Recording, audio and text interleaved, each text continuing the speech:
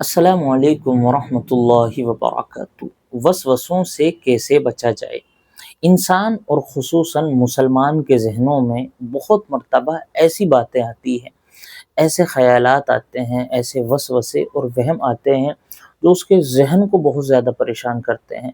کبھی کبھار اللہ تعالیٰ کو لے کر، کبھی کبھار رسول کو لے کر، کبھی قرآن کو لے کر، کبھی کس شریعت کے کسی حکم کو لے کر ذہن میں الگ طرح کی باتیں آتی ہیں۔ ایسی باتیں آتی ہیں اور ایسا لگتا ہے کہ اگر ہم ان کو سچ مان لیں یا اپنی زبان سے اس کو ادا کر دیں تو شاید اسلام سے خارج ہو جائیں گے۔ اس طرح کے خیالات ذہن میں آتے ہیں۔ کبھی کبھار اس طرح کے خیال تو نہیں، لیکن پاکی اور ناپاکی کو لے کر بہت زیادہ وسوسے آتے ہیں۔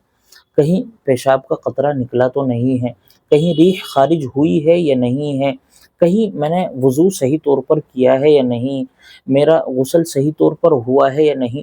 اس طرح کے خیالات مسلمانوں کو آ کر بہت زیادہ پریشان کرتے ہیں۔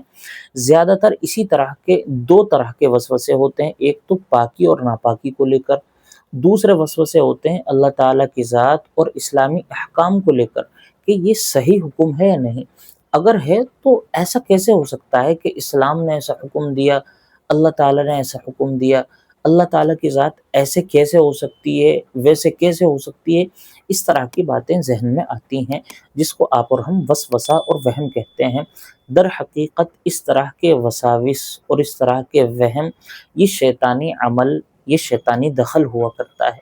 شیطان مسلمان کو پریشان کرنے کے لیے، اس کی عبادت میں اس کو کنفیوز رکھنے کے لیے، اس کے ذہنی حالات کو پریشان کرنے کے لیے اس طرح کے وسوسے ڈالتا رہتا ہے۔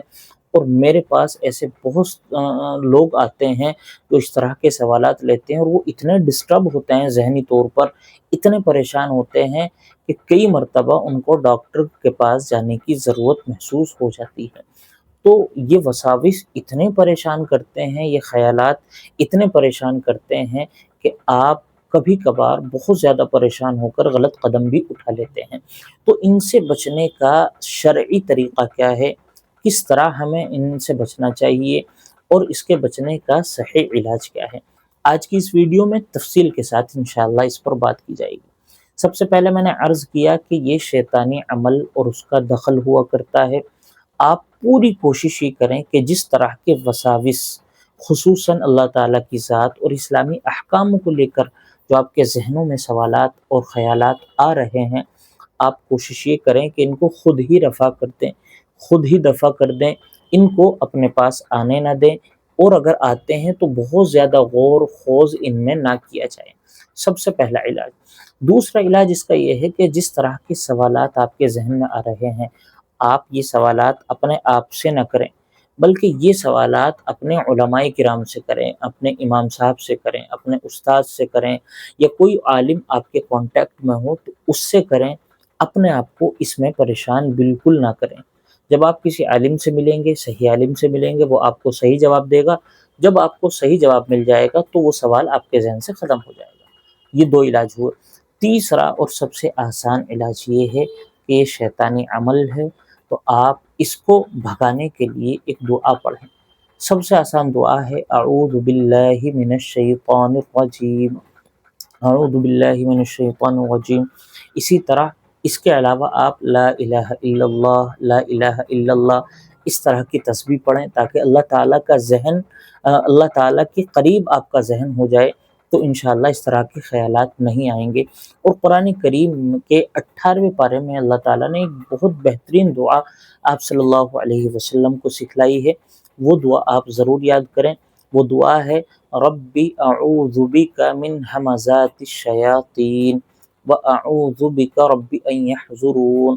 اللہ تعالیٰ نے آپ علیہ الصلوۃ والسلام کو دعا سکھلائی کہ محمد اس طرح دعا کرو کہ اے اللہ، میں آپ کی پناہ چاہتا ہوں شیطان کے وسوسوں سے۔